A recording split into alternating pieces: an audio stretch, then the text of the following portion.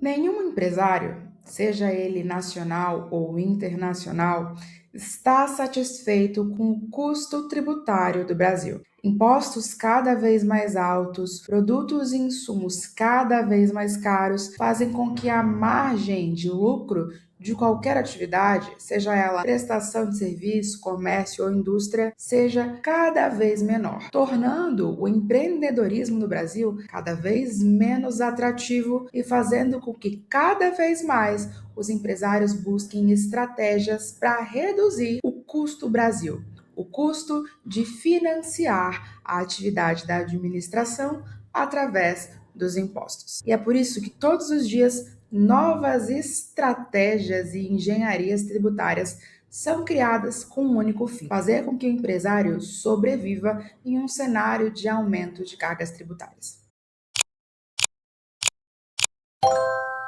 Meu nome é Aina Ramos, eu sou especialista em direito tributário, professora, mentora, advogada, mestra na área, com diversas especializações, e no vídeo de hoje eu vou te apresentar algumas estratégias que podem fazer com que a sua empresa pague menos tributo. Mas antes da gente começar, deixa aqui o seu like, compartilhe esse vídeo com outros empresários e inscreva-se no canal para não perder nenhuma atualização que pode fazer com que a sua empresa sobreviva em um cenário devastador como o economista brasileiro. Mas antes de te passar as estratégias, deixa aqui o seu like para impulsionar o nosso canal e se inscreva para não perder nenhuma estratégia tributária real de economia tributária, que pode ser a única salvação do seu negócio no nosso atual cenário econômico tributário. Antes de mais nada, é importante te dizer que as estratégias que você vê enquanto rola o feed do seu Instagram, na grande maioria são falsas, são simulações, sonegação fiscal mais descarada possível, que vão trazer mais prejuízos para o seu negócio do que benefícios reais. Isso porque nas redes sociais o que as pessoas realmente querem é engajamento, e muitas vezes elas não se importam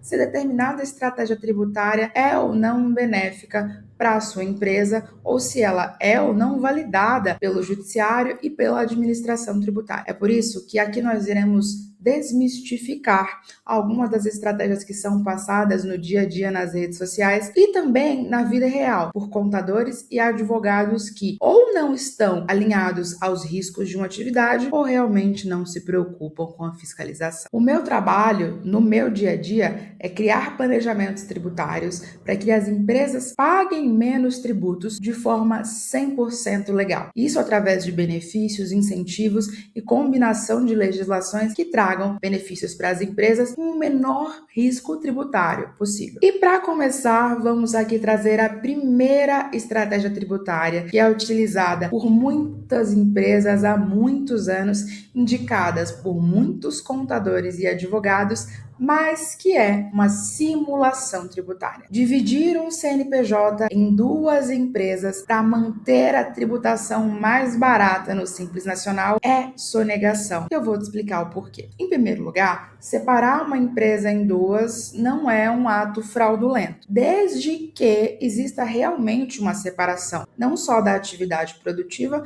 mas também da operação desse negócio. Quando você divide o CNPJ entre uma empresa com operação e outra com folha de pagamento, isso é uma simulação. A gente tem entendimento do CARF e da Receita Federal, transformando essas empresas em grupo econômico e aumentando a tributação, além de fazer com que tenham multas e diversas infrações que podem levar, inclusive, para o âmbito criminal, uma maior punibilização para esse empresário. Então, antes de mais nada, não divida a sua empresa em duas se a divisão não for real. Para essa divisão ser real, você precisa ter uma separação entre as atividades. Então, se você comercializa e também industrializa um produto, você pode sim ter CNPJs diferentes, um para a indústria e um para o comércio, desde que nós tenhamos aí pessoas diferentes na administração, nós tenhamos funcionários diferentes para cada empresa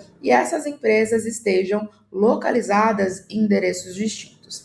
Se a gente tiver uma confusão de qualquer um desses critérios, a gente cai no conceito de grupo econômico. E o conceito de grupo econômico não é a identidade societária, ter o mesmo sócio nas duas empresas. É a confusão entre essas empresas, um cenário de coordenação da administração e um cenário de subordinação entre elas. Então, se um funcionário trabalha nas duas, já temos aí um cenário de grupo econômico. E a Receita Federal pode até não fiscalizar, mas se esse funcionário entrar com uma ação trabalhista contra você, em algum momento isso vai ser evidenciado e vai te gerar um maior problema. Então, primeira estratégia refutada, separar um CNPJ em dois. Segunda estratégia, que é problemática, mas que as empresas fazem no dia a dia, é modificar informações fiscais de acordo com aquilo que elas acham mais interessante. Empresas do setor de comércio pagam um imposto menor no Simples Nacional e no lucro presumido que as empresas prestadoras de serviço. Então, é muito comum que prestadoras de serviço comecem a emitir notas fiscais de comercialização de bens. Acontece que para este comércio acontecer, algo tem que ter entrado nessa empresa. Então, você precisa de uma nota fiscal de entrada. E aí, a maioria dos empresários falam que essas notas são fáceis de conseguir. E aí, muitos empresários vão dizer que essas notas são fáceis de conseguir. Porém, quando você é prestador de serviço, você tem um alvará municipal ou estadual para ter aquela atividade em funcionamento.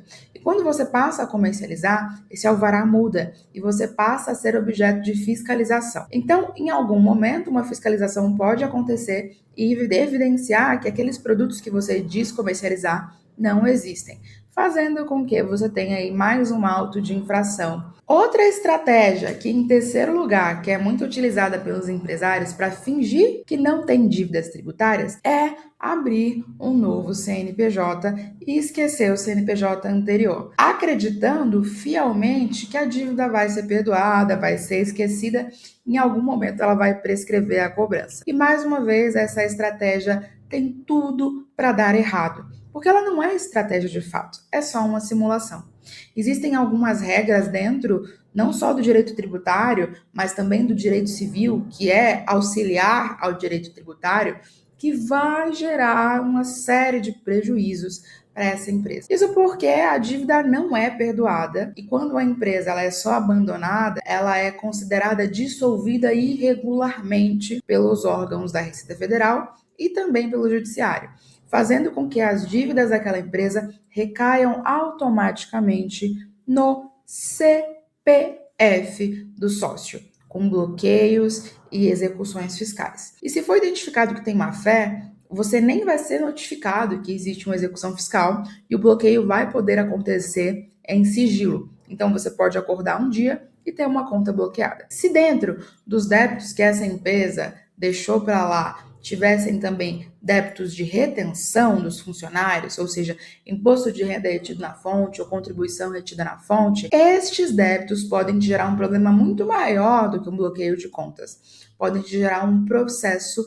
de apropriação indébita tributária ou apropriação indébita previdenciária, processo criminal. E esse processo vai direto para o CPF do sócio. Isso porque a pessoa jurídica não tem personalidade civil para um processamento criminal, ela não pode ser presa, por exemplo. Então, quem vai ser responsável é o administrador da empresa à época dos fatos, fazendo com que, além de contas bloqueadas, você tenha um processo criminal para se defender. E como tudo que é ruim ainda pode piorar, agora no início de 2026 foram criadas normas que vão trazer o famoso devedor quanto mais para a legislação. O devedor quanto mais é aquela pessoa física ou jurídica que deve porque quer, que não paga os tributos como estratégia de giro e de fluxo de caixa. Esse tipo de conduta passou a ser observada pelo direito tributário e passou a ser punibilizada. Então, se você simplesmente não paga os tributos para ter caixa, para ter giro, e não porque realmente está com condições econômicas apertadas e não consegue fazer o pagamento, você está sob grande risco. Isso porque, a partir da criação da lei que regulamenta o devedor quanto mais, quando uma empresa é considerada devedora quanto mais, ela não pode mais participar de licitação, não pode mais participar de contratos com a administração e, se tiver um problema com apropriação indébita, sonegação, qualquer coisa que te leve para a seara criminal, não tem mais jeito. Não tem como você parcelar para suspender o processo, evitar um processamento criminal. Não tem mais jeito. Se você for devedor quanto mais, o teu processo criminal ele vai seguir de ponta a ponta até uma sentença do juiz, o que é muito prejudicial, não só para a empresa, mas também para o sócio, para a reputação daquele empresário e para o fluxo de caixa, receitas e continuidade da operação. Planejamento tributário, estratégia tributária, não é brincadeira. Não é mais algo que você consegue fazer mudando apenas informações no papel. Durante muito tempo, muitos profissionais da área tributária, sejam eles contadores ou empresários, trouxeram para os seus clientes estratégias fictícias que eram apenas alterações documentais, fazendo com que os documentos tivessem cara de verdade, cheiro de verdade, mas não fossem verdade. Acontece que dentro do direito tributário existe uma coisa chamada verdade real. E a verdade real está acima da verdade documental. Se for identificado que os documentos não são idôneos e que na prática acontece diferente daquilo que está documentado, a autuação vem do mesmo jeito, mesmo que os documentos digam outra coisa. A verdade real está acima da verdade documental para o direito tributário. E no último ano de 2025, a Receita Federal tem investido muito mais em tecnologia, fazendo com que os cruzamentos de informações, as verificações e todos os lançamentos que essa empresa faz, de entrada e de saída, sejam verificados em tempo real, fazendo com que você tenha, então, toda a sua empresa monitorada pela Receita Federal. Foi criado também uma obrigação de que os cartórios apresentem informações de transferências ou qualquer tipo de atividade com bens móveis e imóveis automaticamente para a Receita Federal, para que a Receita também consiga fiscalizar o que você está fazendo com os seus bens, se está transferindo, se está dilapidando, se está sumindo com esses bens antes de uma execução fiscal chegar. Então, os bens também estão em monitoramento. Agora, em 2026, a Receita Federal lançou uma instrução normativa que fala o seguinte: para você ter acesso às informações, você, auditor, está liberado que você use inteligência artificial. Então, a Receita Federal ela está passando a utilizar inteligência artificial dentro das suas verificações, com que isso faz com que as empresas tenham um monitoramento das suas atividades muito maior do que a gente já tem hoje, gerando mais prejuízos para o empresário. Mas, afinal de contas, existe alguma estratégia real para fazer o planejamento tributário? Existe, mas esse tipo de estratégia você não vai encontrar dentro de redes sociais e nem estratégias que sejam apenas de documentação. Para você ter um planejamento tributário que faça com que você pague menos tributos, é essencial que você tenha um profissional tributário alinhado com a legislação e com estratégias legais. Então, toda empresa consegue fazer um planejamento para reduzir sua carga tributária, essencialmente se ela for do lucro real e presumido. Mas este planejamento nunca vai ser formatado num padrão muito óbvio, como dividir um CNPJ, emitir nota fiscal diferente, ou fazer um tipo de transferência entre filiais e matriz que não existe e é só documental para levar um crédito tributário. Esse tipo de estratégia não funciona mais. E eu estou deixando aqui muito avisado que se você aplicar isso na sua empresa, a Receita Federal tem 5 anos para te autuar, te punir com multas e juros retroativos, gerando também um risco criminal para o seu negócio. Mas e aí, Aina? Para a gente fazer uma estratégia tributária real, o que a gente precisa? A gente precisa avaliar a empresa, a operação, créditos, débitos e oportunidades. Dentro da minha estrutura de criação de análise de planejamento, temos um sistema chamado Diagnóstico Fiscal 360, que foi validado pela USP como um diagnóstico que facilita e auxilia o profissional tributário a criar planejamentos estratégicos reais, fazendo uma combinação de créditos existentes, débitos existentes e alterações operacionais na empresa que, somadas, vão fazer com que a empresa pague menos tributos. Nenhum planejamento tributário vai vir formatado em caixinha. Todo planejamento tributário precisa analisar de fato a sua empresa. Então, cuidado com as promessas que você tem nas redes sociais. A maioria delas é só para ganhar like e prejudicar o seu negócio.